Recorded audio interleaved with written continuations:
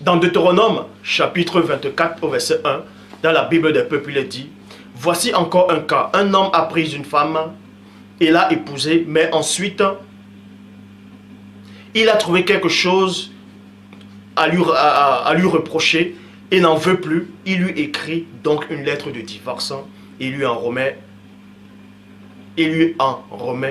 et la chasse de chez lui. » Traduction écuménique de la Bible, il est dit ceci. Lorsque l'homme prend une femme et l'épouse, puis trouvant en elle quelque chose qui lui fait honte, cesse de la regarder avec faveur, rédige pour elle un acte de répudiation et lui en remet en la renvoyant de chez lui. Vous voyez, en la renvoyant de chez lui. Il existe plusieurs cas. C'est pour ça que les pharisiens ont posé la question de savoir est-ce qu'on peut répudier les femmes pour n'importe quel motif. Il y a tellement de motifs. Ça peut être des motifs sexuels, motifs, l'hygiène, ainsi de suite. Vous êtes avec une femme ou la femme est avec un homme réciproquement. Quand je dis peut-être une femme, c'est dans les deux sens. Hein. Bon, ne vous sentez pas seulement concerné que ça s'adresse qu'aux femmes. C'est réciproquement. Bon, vous êtes avec une femme ou la femme avec son homme. Et vous voyez que l'un entre se négliger par rapport à l'hygiène. Quand il passe, sa bouche sent mauvais. Quand il va dormir, il ne brosse pas les dents, sa bouche sent mal. Il a l'hygiène, ça sent pas bon. Bref, vous voyez. Et le mari, il commence à voir ça, ou la femme commence à voir ça. Il n'a plus envie de toucher sa femme, ou la femme n'a plus envie de toucher son mari. Il y a maintenant, ça commence à se casser. Là, c'était des motifs valables, en tout cas, selon cette loi-là, dont les pharisiens ont voulu éprouver le Christ, que pour n'importe quel motif, parce que pour eux, ils avaient déjà accepté ça. Ils voulaient juste piéger le Christ. Donc eux, ils pouvaient répudier les femmes pour n'importe quel motif par rapport à l'hygiène, parce qu'elle prend du poids, elle n'assure pas sexuellement, ou bien elle est tout le temps irritable. Quand tu lui parles, elle te sort des gros mots, elle te répond. Vous voyez l'église en train de répondre à Christ. Christ dit peut-être à l'église. Imaginez Christ qui représente l'époux dit à l'église qui représente la femme, ce soir, il faut que tu jeûnes. Tu dois jeûner pour parler au Père. Et l'église dit, ah, laisse-moi, tu veux dominer sur moi tout le temps. Mais vous imaginez le dégât que ça fait spirituellement? Mais revenez en vous-même. Vous imaginez le dégât que ça fait? Le dégât que c'est?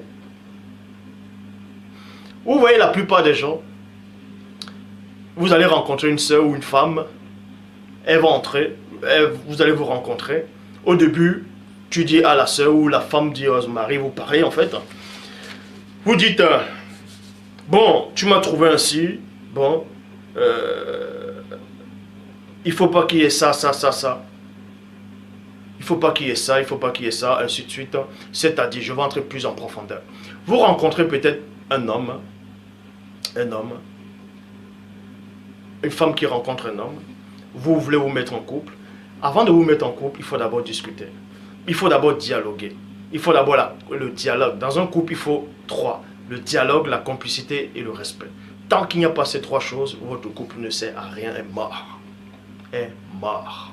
Est mort. Pourquoi? Parce que la parole dit prier sans cesse pour que vous ne succombez pas à la tentation. Prier, c'est quoi? C'est de parler. C'est pour ça que l'église doit prier tout le temps. Tout le temps, tout le temps, tout le temps, tout le temps.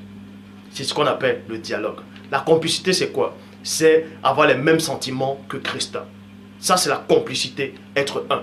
Et le respect, c'est quoi? C'est de respecter les commandements de Dieu. C'est ça, la le dialogue, la complicité et le respect.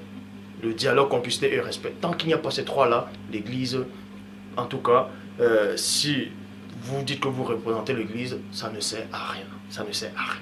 Donc avant de vous mettre en couple, il faut d'abord parler. Il ne faut pas avoir des surprises dans la suite. Et c'est à cause des surprises que votre couple ne marchera plus. Est-ce que vous comprenez? Si peut-être vous rencontrez une sœur, au début, il faut apprendre à connaître la sœur en disant peut-être, est-ce que tu veux... tu demandes à la sœur si elle veut un enfant. Plus tard, n'imposez pas l'enfant à quelqu'un que vous voulez, tiens, vous voulez un enfant peut-être dans 2 ans, dans 3 ans. C'est pas comme ça que ça marche.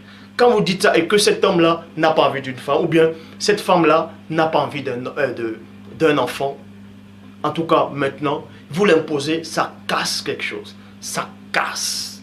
Ça casse. Ça casse. C'est dans l'amour, parce que l'amour couvre tout. Quand vous allez réellement connaître le vrai sens spirituel du mariage et que vous allez appliquer la complicité, le dialogue et le respect et que le Saint-Esprit sera au milieu de vous, va vous donner cet amour. Si au départ, l'homme ou la femme ne voulait pas d'enfant, tu pourras changer d'avis. Tu changeras d'avis par amour. Parce que cet amour-là va te donner la force et la joie d'avoir un enfant, alors qu'au début, dans tes pensées, tu ne voulais pas. Réciproquement. Donc, ce sont des choses qu'il faut d'abord mettre en pratique et toutes les choses vous seront données après. Quand vous êtes en couple, n'imposez pas. Il ne faut pas imposer. Il ne faut pas imposer quelque chose à l'autre. Quand je dis imposer, on ne va pas tout mélanger. Parce qu'il y a des soeurs ou des frères qui sont en train de dire « Ah chérie, tu écoutes, non, ce que le frère dit, tu m'as imposé de faire ça là. » Non, faites attention. Imposer, c'est quoi? Là, on va entrer dans le domaine de Dieu, spirituellement très élevé. Si vous trouvez que votre femme, votre conjoint, n'est plus dans la pensée de Dieu, en train de faire quelque chose qui ne vous plaît pas, non pas seulement que ça ne vous plaît pas à vous, ça ne plaît pas aussi à Dieu. Là, c'est dans ton obligation d'aller voir ta femme, tu dis chérie, ce que tu fais là, j'aime pas ça. Et tu parles et tu expliques pourquoi. Si elle continue à dire, non, moi j'aime ça, c'est ma nature, tu vas prier pour elle, tu dis Père, essaie de faire en sorte qu'elle comprenne. Mais un jour elle va te comprendre, deux fois un jour elle ne te comprend pas, mais elle ne fait que persister dans ça, ainsi de suite, ainsi de suite. Et tout le temps, elle te ressort ça, elle te ressort ça. Ça commence à t'irriter. Tout le temps, tu vas passer ton temps, tu vas passer toute la vie de ton couple de vanité à prier pour le même problème, alors que tu te sens même plus heureux. Donc, est-ce que vous allez divorcer pour ça? Parce qu'il est dit, sauf en cas d'infidélité. Donc, il y avait tellement de motifs valables, de même que Adam, lui-même avait de bons motifs valables de répudier Ève, parce qu'à cause d'Ève, Dieu l'a banni de sa présence spirituellement. Il avait des motifs valables, mais Adam n'a pas répudié sa femme. Pourquoi Adam ne l'a pas fait? Bon, on va entrer plus en profondeur.